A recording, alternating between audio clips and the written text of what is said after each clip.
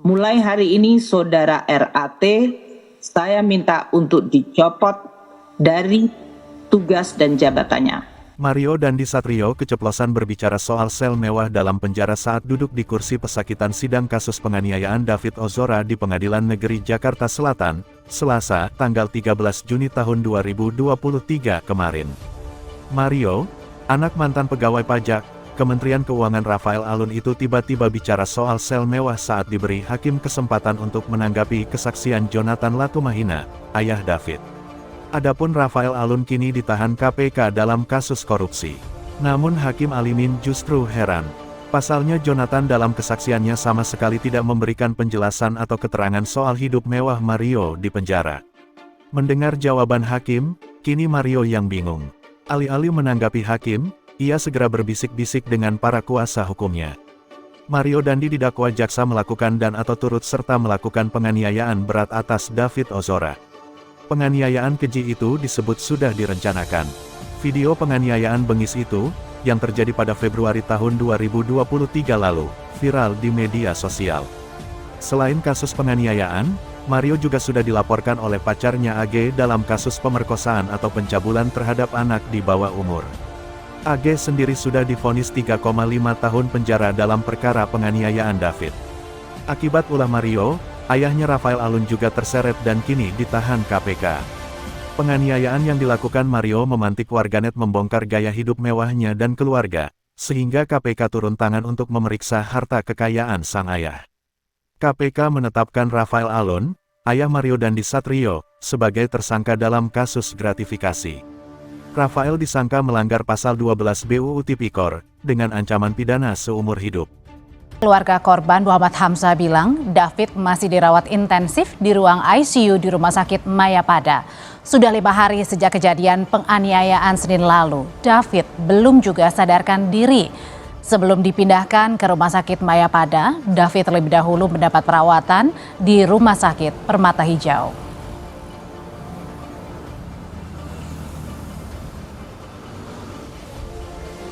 Polisi menetapkan tersangka baru dalam kasus penganiayaan putra pengurus GP Ansor oleh anak pejabat pajak. Polisi masih diperiksa sebagai tersangka oleh Polres Jakarta Selatan atas perannya yang diduga merekam peristiwa penganiayaan yang dilakukan oleh Dandi.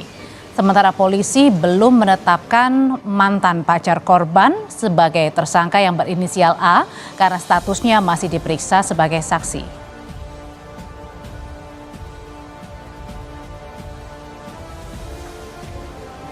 Penyidik juga memeriksa 2 teman pelaku yang turut berada di lokasi saat kejadian. Di antaranya perempuan berinisial AG yang merupakan kekasih pelaku.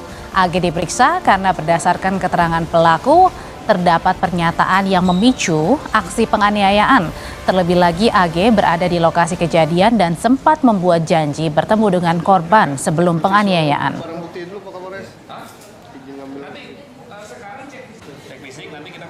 Mendalami, mencari bukti-bukti dari rekaman CCTV. Apakah terdapat rekaman CCTV yang menyorot langsung di tempat kejadian perkara? Si tersangka, inisial D, kemudian kawannya yang S ini bersama dengan AG, ini ada di TKP. Nah, apa ini keterlibatan atau peran dari setiap orang ini sebelum kejadian, kemudian sampai di TKP, dan setelah kejadian itu? Wakil Ketua Komisi 3 DPR Ahmad Saroni mendatangi Polres Metro Jakarta Selatan memastikan penanganan kasus berjalan transparan. Komisi 3 mengapresiasi langkah penyidik Polres Metro Jakarta Selatan yang cepat menangani kasus dengan menetapkan 2 tersangka.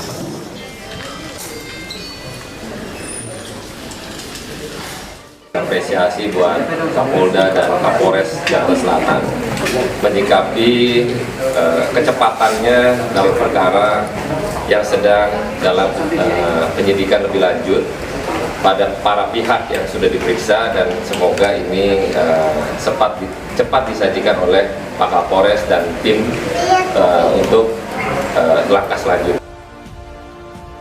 Buntut penganiayaan anak pejabat pajak terhadap putra petinggi GP Ansor Universitas Prasetya Mulia mengeluarkan atau mendrop out Mario Dandi Satrio pelaku penganiayaan dari kampus.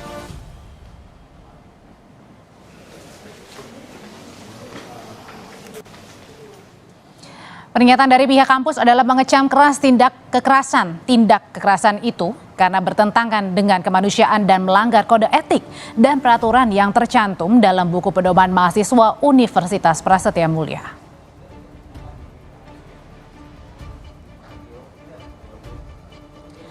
Rapat pimpinan Universitas Prasetya Mulia memutuskan mengeluarkan tersangka Saudara Mario Dandi Satrio dari Universitas Prasetya Mulia terhitung sejak tanggal 23 Februari 2023.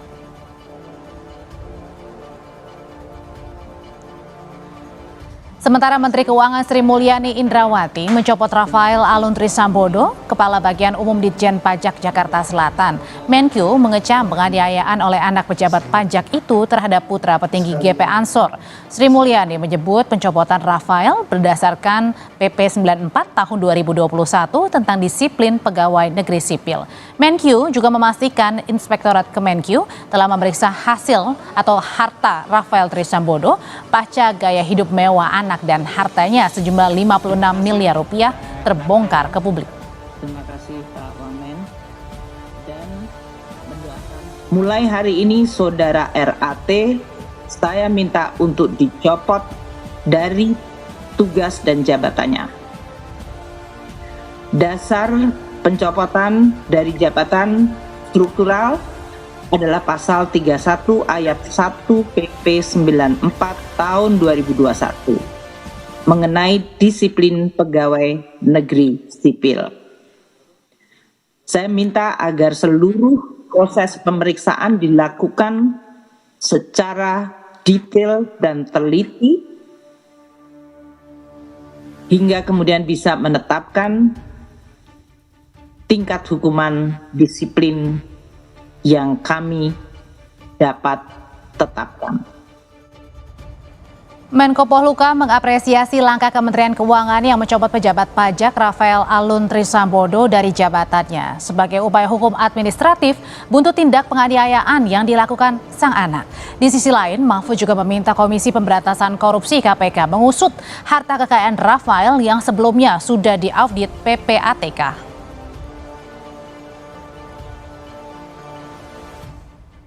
Maaf secara pribadi, damai secara pribadi, tapi negara tetap membawa. Dan sekarang yang bersangkutan juga udah ditahan.